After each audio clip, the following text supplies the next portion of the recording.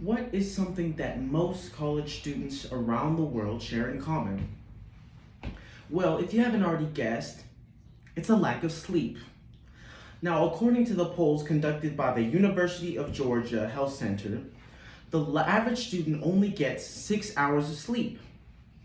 Whether it's because of homework, studying, or simply an overload in activities, the lack of sleep that follows is a bad habit that can follow you for a long time. So what are the processes that regulate our sleep? And how can we use these processes to get us back on track? Well, today we'll be learning the common sleep disorders that affect us, how melatonin combats those issues, and lastly, how the body regulates the distribution of these sleep hormones. So what are common sleep disorders that affect us? Insomnia is a big one that most of us have either likely heard of or experienced. This condition is one that not only makes it hard to sleep, but also very difficult to stay asleep, no matter how tired you are. Even those of us who spend up to 8 hours in bed still feel tired and drowsy throughout the day.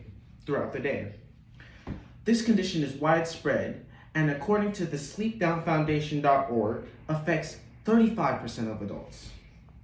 This lack of sleep can disrupt our daily routine and prove to be very annoying. In more chronic cases, it has been proven to be detrimental to our psychological and physical well-being, with side effects such as irritability, mood changes, and anxiety. MD Ross Dasgupta, author of Medical News Today, says that it can also play a role in more serious health conditions like obesity, diabetes, and even cardiovascular disease. So what is melatonin? Melatonin is a natural sleep hormone that the body secretes in order to help regulate sleep.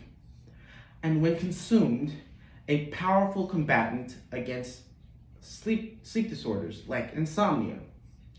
And though it is not considered essential for the process, it helps move things along by telling the body when it's time to go to sleep. The National Center for Complementary and Integrative Health Services tells us that the special hormone is produced in what is called the pineal gland, which receives information about light and dark cycles and then produces melatonin based on that cycle. Once produced, it is secreted into the bloodstream and cerebrospinal fluid and conveys signals to distant organs. Melatonin is carried by circulation from the brain to all areas of the body. This hormone is commonly produced synthetically so that it can be ingested in pill form for people who have trouble sleeping.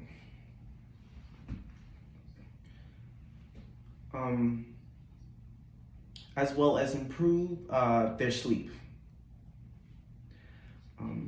In a 2005 systemic review published in the Journal of Sleep Reviews, studies showed that ingesting anywhere between 1 to 3 grams of melatonin a couple hours before bed can effectively combat the negative effects of jet lag and insomnia, as well as get the body back on track to increasing its own natural production of melatonin for long-term improvements. So how exactly does the body know when it's time to produce more melatonin? The body manages the sleep cycle through one of 2 ways, the first of which is called the circadian sleep cycle, the second of which being special receptors. The New York Times article titled "Circadian Rhythms, Conductor of Our Body's Symphony" credits circadian rhythms as the biological process that controls when you sleep and wake up, and is usually based on the Earth's 24-hour rotation. This cycle is essential to determining every human being's individual sleep patterns. When this process is disturbed by things like changes in time zones or intentional changes in sleep patterns, it can affect your whole hormone production, which in turn affects how well you sleep. The other way your body knows when it's bedtime is simply through your eyes.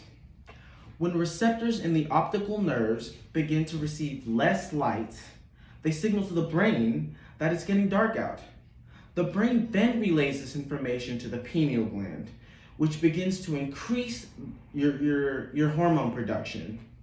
So to conclude today, we went over common disorders that disrupt our sleep, the hormone that regulates our sleep, and how our body knows when to distribute these hormones.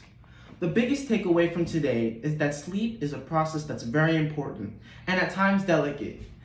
So make sure that you get your rest.